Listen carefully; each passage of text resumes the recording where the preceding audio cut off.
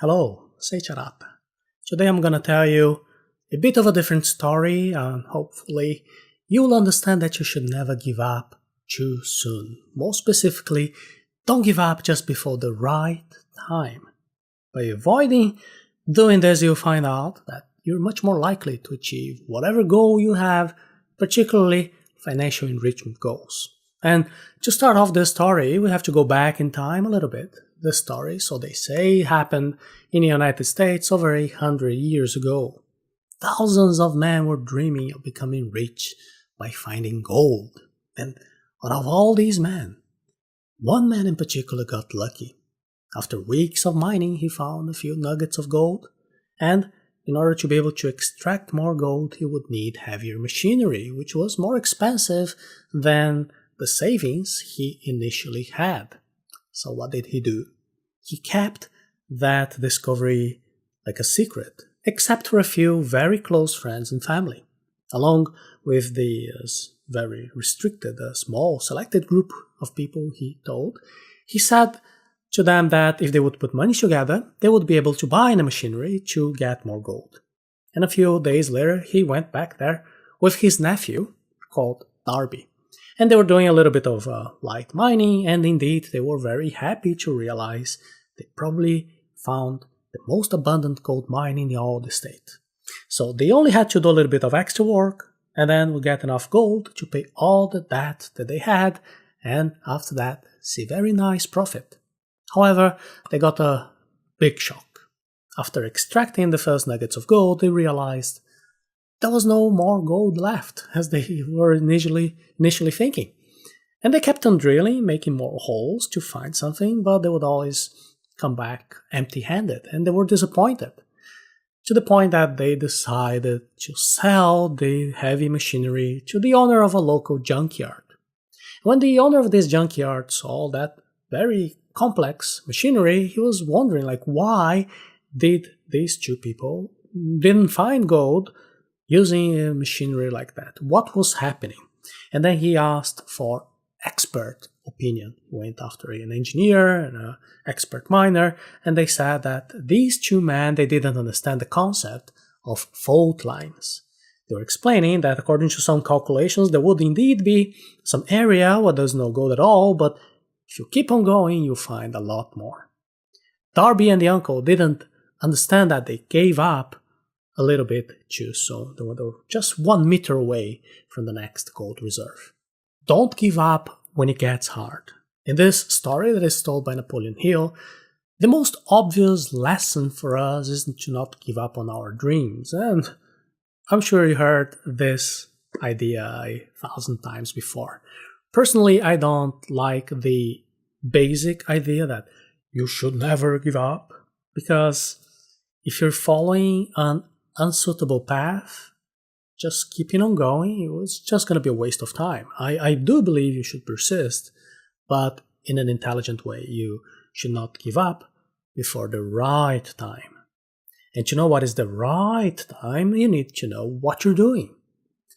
Having the knowledge you need is key to achieving your goals.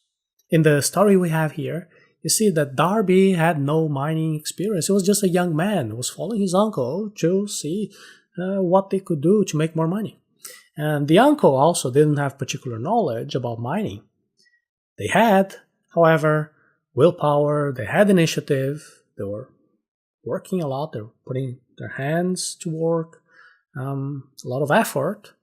They even had something else, which is the financial support from their close friends and family, so they had a network. However, all of these resources and features, they were useless without knowledge. The owner of the junkyard ended up winning in the situation because he knew this. He knew he had to be in touch with experts, with engineers, to get mining experience and advice on what to do. Anyway, getting back to the story, years went by and Darby continued as an entrepreneur, and he dedicated his time to different types of projects in order to achieve financial independence, and eventually he got there. And he did pay back all the debt that he had. He gave back all the money to the people who had been investing with him into this mining dream. And with the rest of the money, he founded a large insurance company. We could say that he learned the lesson that I'm trying to share here with you using this story as an example. You become wealthy when you start thinking like a wealthy person. The journey to becoming wealthy has two important milestones, and the first one is when you start thinking like a wealthy person. You have to be determined. Keep your end goal in mind. Devote yourself entirely to making your plan work at all costs. And the second milestone is when you start to see the profits from the actions that you took. You only see true results when you put your work in and you have action. Don't let small setbacks put you off. It will take a lot of work to get the ball rolling, let's say like that. You come across a lot of obstacles and you're going to face, indeed, a lot of frustration. Small setbacks are part of the game. They are almost inevitable. Things that are not going to be according to your plan will always happen. If you're putting a lot of work in, eventually you will make a mistake. The only people who don't make mistakes at all are people who do nothing. And doing nothing at all is already a mistake in itself. So, accept the setbacks as part of your journey. Move on. Unfortunately, most people let these small setbacks put them off completely. These are the kind of people that will always give up when times get hard. Remember your goals when you feel like giving up. Think about your goals when times get tough. And when you have an interview, you have an exam, when you're displaying the products of your company to a potential customer. Not getting the result you wanted does not mean you have failed. It's a small setback, and this small setback means that your approach was not quite right at that particular time, or maybe the timing was not right. Don't put yourself down with a defeatist mindset by telling yourself that, oh, you did the best you could, and yet it wasn't good enough. Oh, how horrible. That is the wrong kind of mindset you have. You need to look at things from a new perspective. Use your knowledge. Knowledge is the factor that makes all the difference. Just look at what needs improving in your plan. Stop making the same mistakes. Get the skills you're missing. Learn what you don't know yet.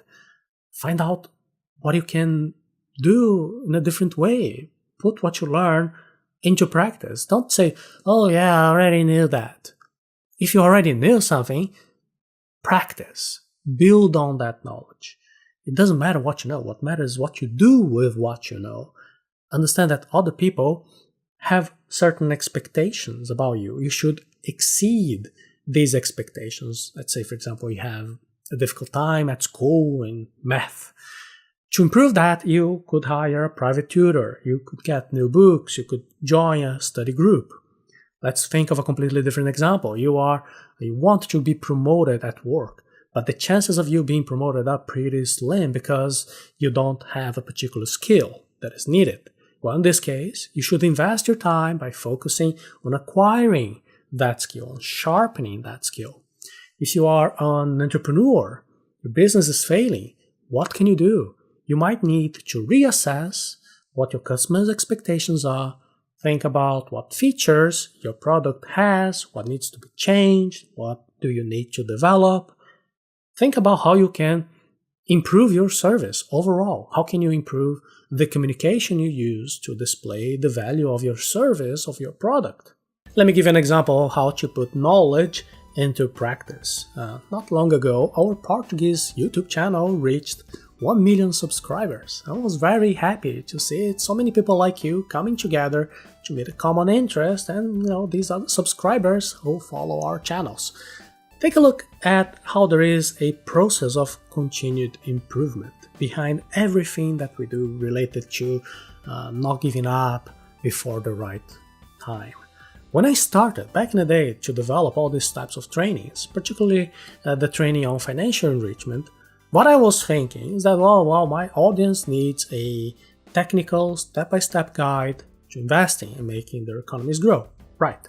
So I got in touch with different experts on this area. I made very simple, basic, step-by-step tutorials teaching people the information that I got from them. All right. When it came the moment to tell people, here we have the course, many people say, oh, that's so interesting, but they didn't enroll. So I saw this as a temporary setback. It didn't stop me from moving on. I knew there was a need. I knew people wanted to improve their finances, get rich. They wanted to learn what they had to do. So I collected all the information. Very similar to the story that we told here of the junkyard man who was trying to discover the information that was necessary for putting together some strategy. So now, with better, more accurate information, there's something that I discovered. I discovered that there is all the emotional set of elements that influence our decisions. Many people say, oh yeah, of course, I want to invest my money, that's something I want to do. But deep down, they have a lot of insecurities. They think, well, this idea about investing money is too risky, too complicated, it's not for me, not right now. And then I was talking to them to understand more about what's going on with these people.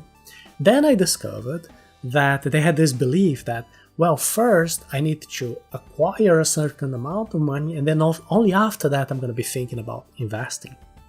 So I understood, well, there are so many layers that are wrong about that, that we need to reframe and help the person to overcome these limitations. So I used all these setbacks to better understand my customers, and then I provided what they needed. So there's a whole set of psychological elements that we work together to help people be ready to take action. So in this case, I realized there were elements that I should change about the approach, and then offer what people felt more comfortable about learning and putting that knowledge into practice. When I started to do this new approach, the inquiries I received about enrollment increased by more than 570%. You can take a look now at arata.se/money taboo to see the new approach we have. You can, and you should do the same thing as I did. Don't give up when things go wrong.